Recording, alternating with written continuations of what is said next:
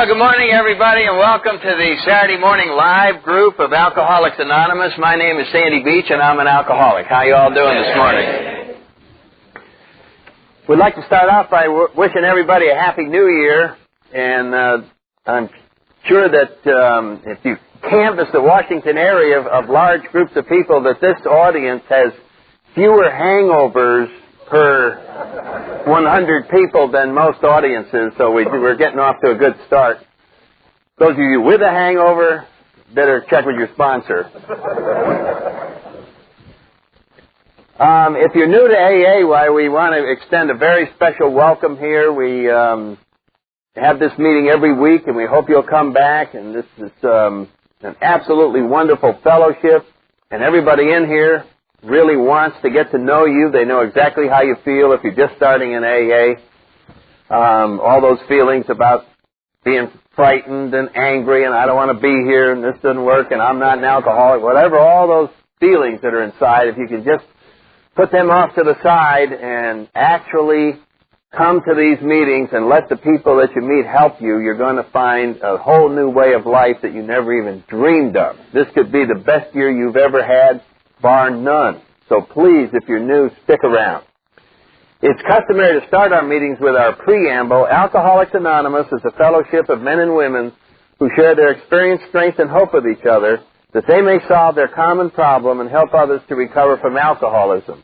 The only requirement for membership is a desire to stop drinking. There are no dues or fees for AA membership. We're self-supporting through our own contributions. AA is not allied with any sect, denomination, politics, organization, or institution. Does not wish to engage in any controversy, neither endorses nor opposes any causes. Our primary purpose is to stay sober and help other alcoholics to achieve sobriety. And for those of you that are new, you'll hear this read at just about every meeting you go to, and it's a wonderful little entrance to AA because it's just week after day after month it'll serve as a reminder of exactly what we're doing here this morning and about 250 other AA meetings every day in the Washington, D.C. area. So there's a lot of people doing what we're doing here this morning. And as we say, it won't take you too long to figure out what's going on. What happens is we're able to do something as a group that none of us would be able to do on our own. Somehow that's the miracle of AA, that you take a bunch of people who are out there trying to survive as alcoholics on their own and fail totally. We put them all together in one room and we get success. And that's what happens in AA. Somehow we have the power to help each other in the group stay sober. And when you become part of a group and the group succeeds, then you succeed right along with it. And it's one of the great miracles of this fellowship. Now, we got a couple of announcements to get out of the way. Charlie, you got the first one about this. Thanks, Charlie. Okay. If you haven't been here before, well, let me welcome you and point out that this meeting's a little bit different than most of our AA meetings in that it's run in a classroom setting. We have 4 or 5 of these in the Washington, D.C. area where somebody in AA who's got 5 or 10 years will come and you know ahead of time that they're going to talk the whole time on the steps. And I think all the other groups go through the steps 3 at a time each week and finish all 12 in a month. We did that for about 8 years, and then for variety, we shifted over to our present system of 1 step every week. New Year's Day, coincidentally, we're on step 1, so we're right at the very beginning of this whole program. And on Saturday morning, we go through them 1 at a time, so it takes 12 weeks to get through the 12 steps. Then we have 1 week on our traditions, which are very, very important, and then 2 weeks on the history of AA, and then we start all over again. So today is fun just getting started into this thing. If there's anybody new to AA, why, maybe you'll find this particularly useful. And our first step, which we talk about in our program, simply says that we admitted that we're powerless over alcohol and our lives became unmanageable. And this is the doorway into Alcoholics Anonymous, is through that first step. But before I get to that first step, let me just make some general observations about AA and our steps to sort of start this thing out. Alcoholics Anonymous is now in probably 120 countries with 60 to 70,000 AA groups and 2 million miracles of sobriety, where hopeless alcoholics are now living very happy and productive lives. And so the reason for mentioning all this is that it works. It's not a theory. It's not, when you look at these 12 steps, you don't look at them and go, God, I wonder if this would be any good. You know what I mean? Which is how a lot of us read this stuff. Well, I don't know. That doesn't seem to apply to me. The point is, this has been working for a number of years. AA was started in 1935 with just 2 people, and we talked about that in our history, and now, in this relatively short period of time, there's hardly a town in this country that you will go to that there isn't an AA group. And around here, there's meetings morning, noon, night, midnight meetings, men's meetings, women's meetings, you name it. There's meetings just everywhere that you go. And society has pretty well accepted AA, and it's just a remarkable phenomenon. And so we have the meetings, and we have sponsors, and we have the literature, and we have conventions, and we have retreats, and we have all kinds of activities. But let me tell you something. The heart of Alcoholics Anonymous are the 12 steps. That's the deal. All the rest of it is just the atmosphere, the AA world that we're in that pushes us back to the 12 steps. If there's anything that happens in sobriety, you will find, if you've been around a while, is that we just go to meetings to keep reminding each other what the answer is. Because our own brains are out there during the week making up a new answer, which is how we used to be, and we found the world was too intimidating, and I better move to California, I better leave my family and go get a new one, I better quit this job, I better punch this cop in the nose, and I'm out of here. And those were all the old answers that we come up with, and our brains still think that way sometimes, and so we come here to constantly remind each other, no, this is the answer. In spite of what you think, this is what the answer is. And the answer is these 12 steps. And so when we think about them, if you're new, what do we mean when we say these 12 steps? Well, I like to think about them as a game plan for living. That's what it is. If you just joined some team, they would show you the game plan. This is how it works. And that's what these 12 steps are. And the main thing that happens when you try the 12 steps, one of the greatest, it's like jumping ahead, 15 miles all on the first step. The biggest thing that happens when you try the 12 steps is you stop doing it your way. And that causes an immediate reversal of direction for most of us. And all kinds of wonderful things to happen because, think about it, most of us don't want to change.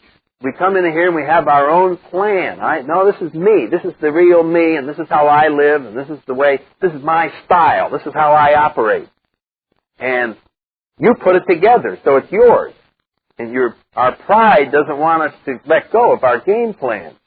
When we come to AA, no one goes through the theory of your game plan, but they will be very abrupt about a few things. They'll look at you, and they'll say, as I look at you, I draw the conclusion that your plan for living sucks. That's just sort of my inference as I look at you. Because let's face it, when you arrive here, you're not on a roll. There aren't too many people who come into AA on a roll. You know what I mean? Like, wow, my life is so good, I think I'll add AA to it. Put on my resume, and show that I'm a humanitarian. People come in here when their ass is on fire. And so you come in here, you're wearing a wristband, family won't talk to you, car won't run, clothes don't fit, you have no friends, you can't stand your job, you're thinking of committing suicide or murder or both, and you want people to follow you. You know what I'm saying? You want to hear my ideas about how to live? No, I don't want to hear your ideas. The hell, I want to hear your ideas. So I could end up like you? So what I'm saying is, AA is very result-oriented. We don't discuss theory. We simply say, see these 12 steps? There's no theory to discuss here. We're going to tell you how they work and show you how to do them. We're not going to discuss,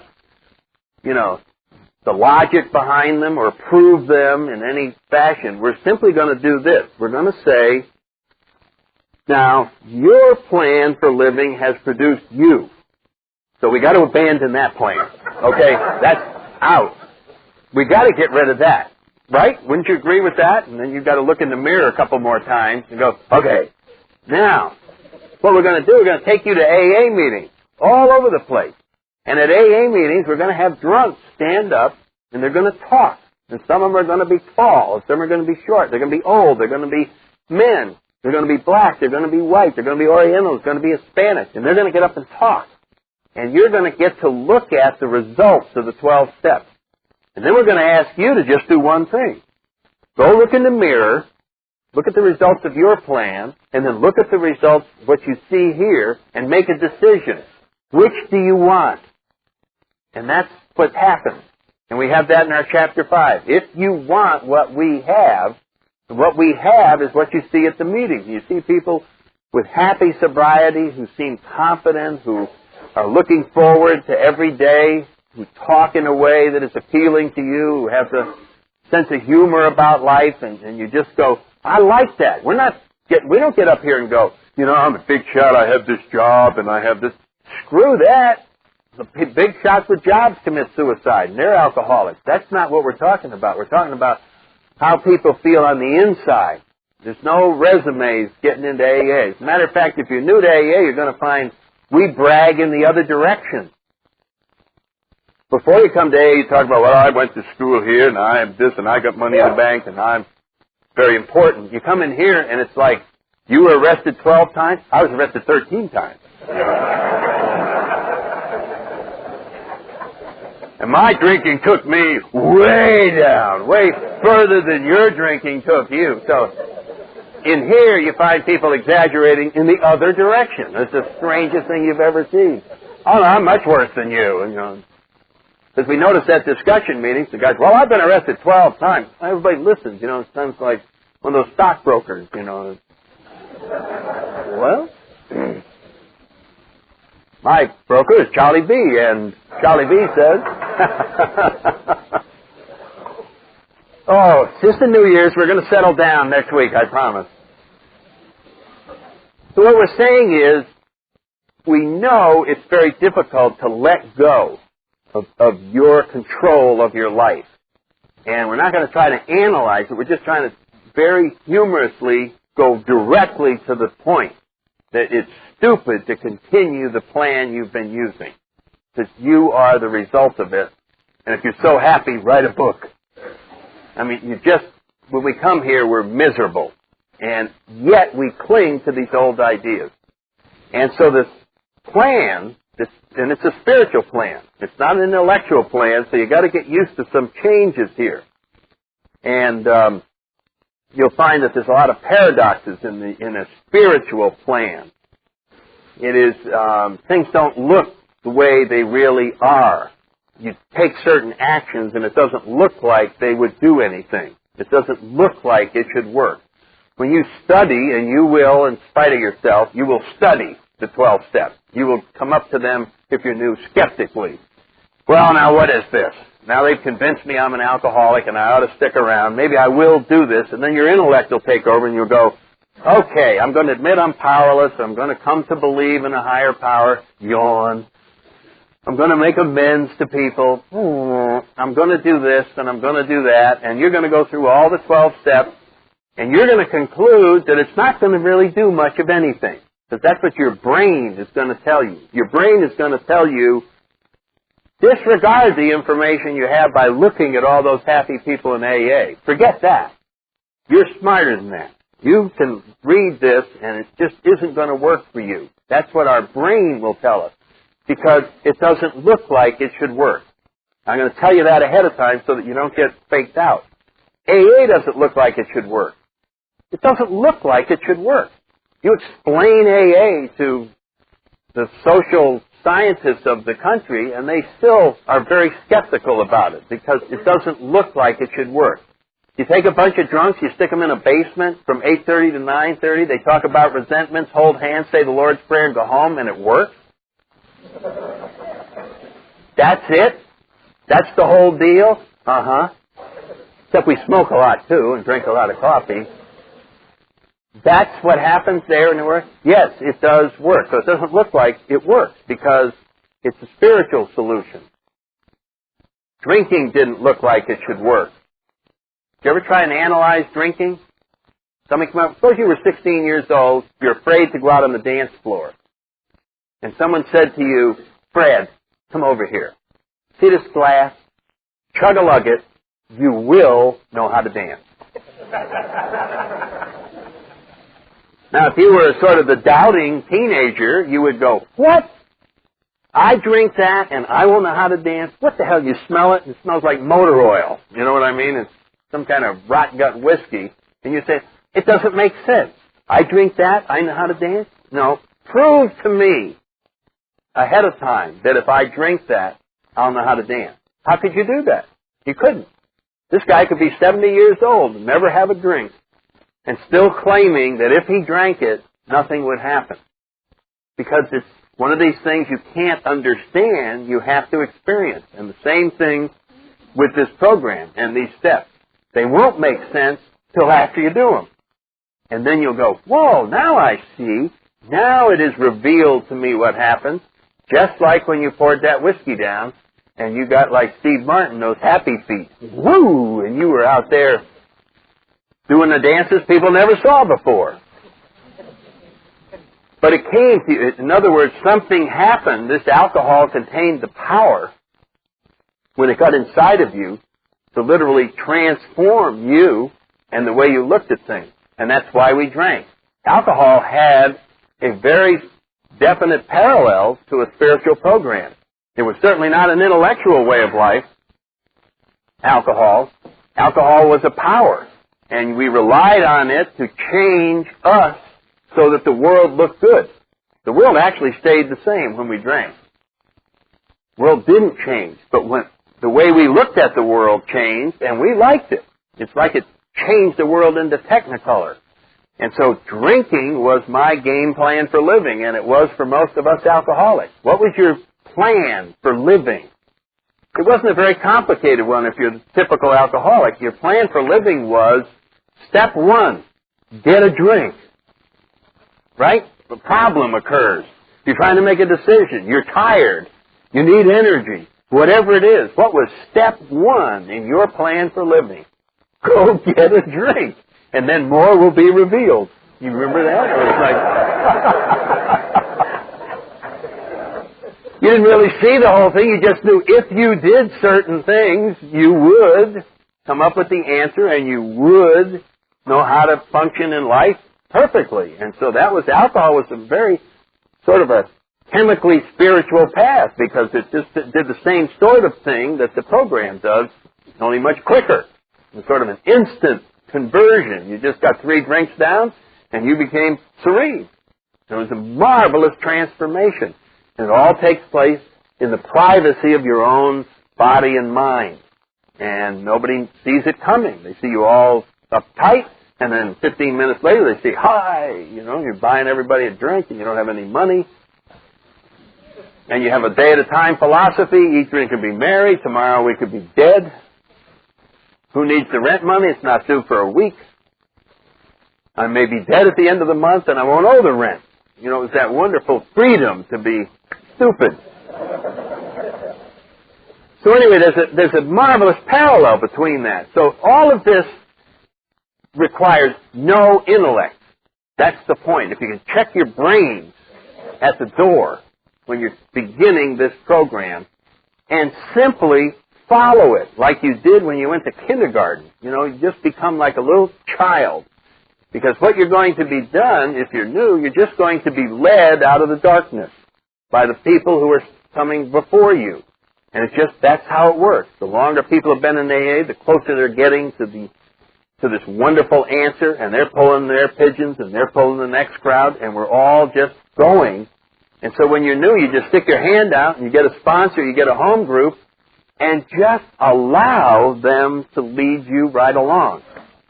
Now, if you did that, you'd have the most wonderful sobriety you can imagine. The problem is, our brain and our ego, me being led, that doesn't look good. I got to start interjecting my own thinking into this thing. Besides, at discussion meetings, they want to hear what I have to say because they call on me. And I certainly want to look good when it comes around to my turn. So we're always trying to come up with something intelligent to say at meetings so that people will like us. Well, they already love you. We don't have to do that. You just have to share from your heart how you're feeling that day. You don't have to come up with the answer to the universe. And so the program is a very simple thing, but I'll guarantee you, you will complicate it. You will complicate it by resisting. That's all that'll happen. You will resist every damn step along the way. And Bill writes about this in our literature. But the first step is the one that we cannot compromise on. The rest of them are things that we work towards, and they are perfect goals that we're trying to achieve. But the first step, we can't screw up on. We cannot fail to do it 100%, and that's what we're going to emphasize for the next 10 or 15 minutes, what does this mean in this first step? When it says we admitted we're powerless over alcohol and that our lives have become unmanageable. It's basically saying my game plan for living has to be thrown out the window. I am going to do a lot of changing here. And you know what you have to change? And this is almost insurmountable when you first come to AA. You have to change your mind. This is, like an alcoholic changing his or her mind is like the Queen Elizabeth turning around in the Potomac. You know what I'm talking about? It's like 50 million tugboats are pushing on this end and that end. And finally the alcoholic goes, okay, I'm an alcoholic. You remember the decision that you weren't an alcoholic? No, not an alcoholic. The denial and all of that went on for years. And then finally, at whatever it was, Bye. So I am an alcoholic and have been for 31 years. And that's an amazing transformation. Yesterday you're not an alcoholic, and today you've been one for 31 years. Just think about the mental turnaround on that particular one right there. And the rest of sobriety is going to consist of hundreds more of changing our minds. And in the beginning, most of us want to call a press conference. Hi, I'd like to announce to the world, I'm about to change my mind. I've never done this before, and I probably never do it again, so I thought I'd call everyone together. We hold on to our old ideas. You know why? Because you put them together. You're the author of all those old ideas. Even though they suck, you hold on to them. I know they're terrible, but I thought them up. It's that wonderful ego that if you're in jail, that song, if I was still drinking, that would be my theme song. I did it my way. I know I'm in deep shit, but I got here. There's some value there, right? And it's almost like they're going to write a folk song about me. The ultimate loser. And everybody will go, what a guy, look at that, he's in jail, and he's puking, and he's dying, and he refuses to ask for help. Boy, he's hanging right in there, puking, and, he just went down the toilet. Let's write a song about him. And I sort of have this, as you're going down the toilet, you sort of imagine everybody just going, what a guy, wow, what a guy. And they're not. They're going, what an asshole. That's what they're saying. But we don't see it that way. We just sort of glorify, wow, I'm hanging in here with these stupid ideas when a weak guy would have caved in and followed some good advice a long time ago and straightened his whole life out. Oh, no, not us. Not our arrogant pride. No, I'm not straightening out and asking for help and, chickening out. I'm either going to do it myself or fail.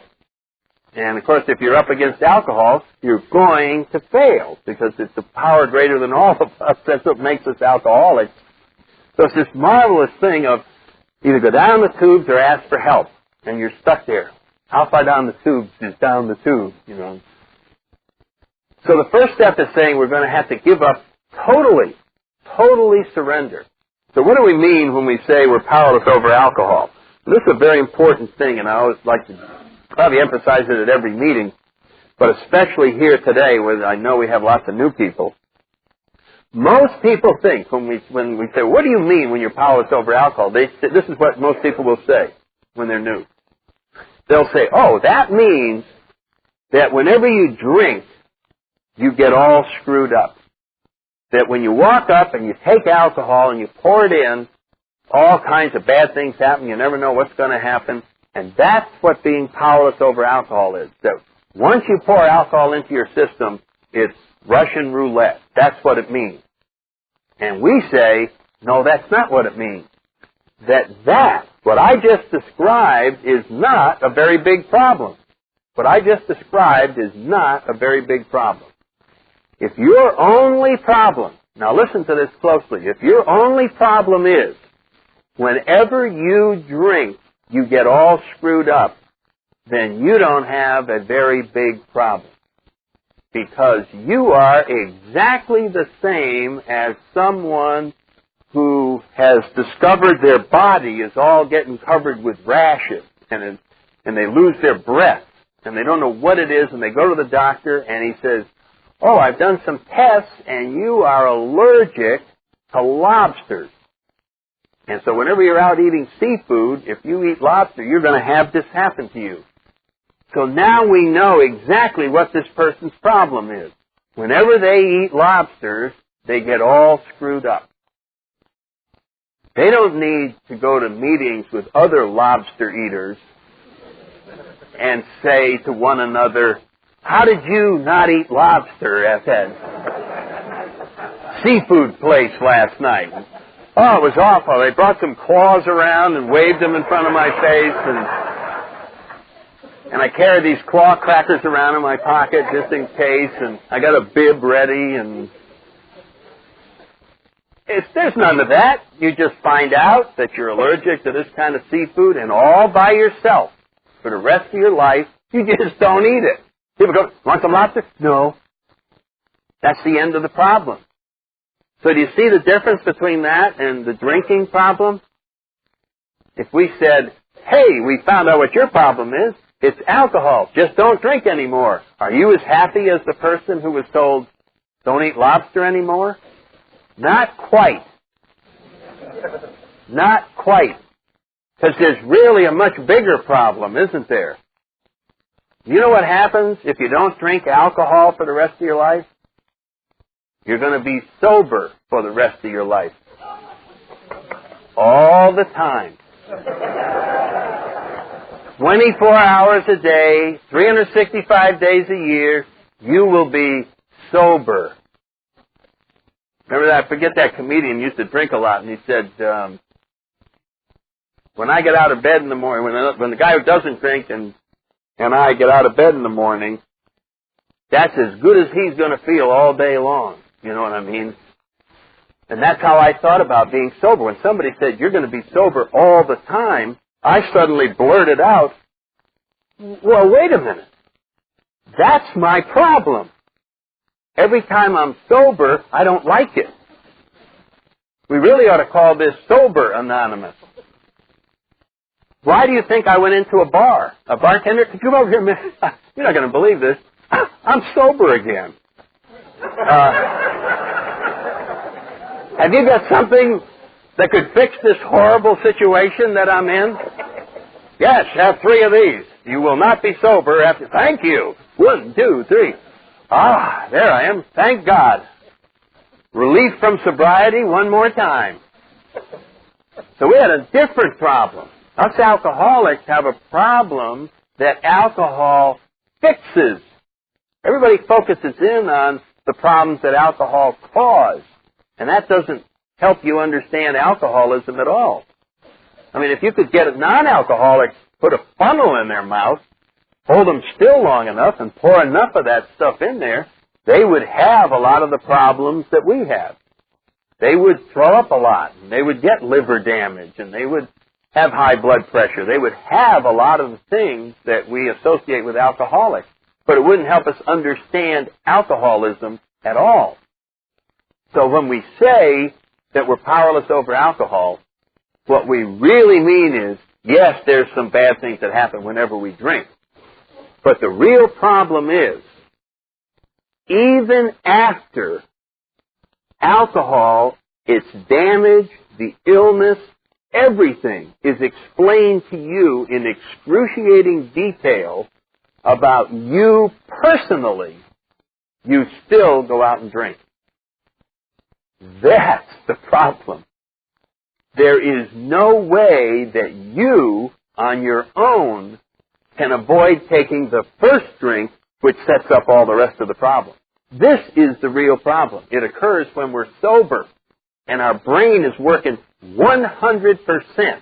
And we walk in, we may not do it exactly this way, but we walk into a bar, and we say, I'm an alcoholic, Mr. Bartender. If I drink again, I'm going to lose my family. I'll probably be in jail again. And the doctor says a lot more health problems are going to happen to me. Can I have a beer? I'm going to get arrested again. Probably have to go through make that 2 beers. And go through DWI. Thank you. And it's like we understand the problem, but we're going to do it anyway. We're going to do it anyway. It is insanity what that is involved there. That's what powerlessness over alcohol is. It is a situation where we have no defense against the first drink. We may last a month, we may last a year, but there's going to come a situation where we decide to take that drink and it'll start the whole rat race all over again. And if you haven't had it in your own life, you can talk to the people in here who've gone out and slipped and slide and let them explain to you what it's like after some little period of sobriety to go pick up a drink, just one. And then, bam, it's off to the races and the beating and all of that is just horrible. And this progression that alcohol takes us on, this downward slide, is devastating. If you think you've had trouble, if you've just gotten here and you think you've had trouble from drinking, that's just the beginning if you don't stick around here. What's left is just 5 times worse. It just gets worse and worse. And there is no way that you can learn anything that will help you not take a drink. If there's anything you pick up here this morning, this is a spiritual program. We don't learn anything. We surrender into it. We say, I am powerless. When you say you're powerless, you shut off your intellect. Because your intellect keeps wanting to figure out your alcoholism. Even as I'm talking right now, part of your brain is saying, yes, but maybe I can figure it out. Maybe up in Canada they will develop some new powder that alcoholic rats are taking, and they seem to be improving. And you find yourself in a health food store getting some powdered carrots. Maybe, because your brain doesn't want to accept that there isn't some way you can drink again. That doesn't want to do that. So we have to totally surrender and get involved in this program so that our brain doesn't keep taking over. And that's what surrender is in this first step. Admitting that we're powerless over alcohol and that our lives became totally unmanageable as a result.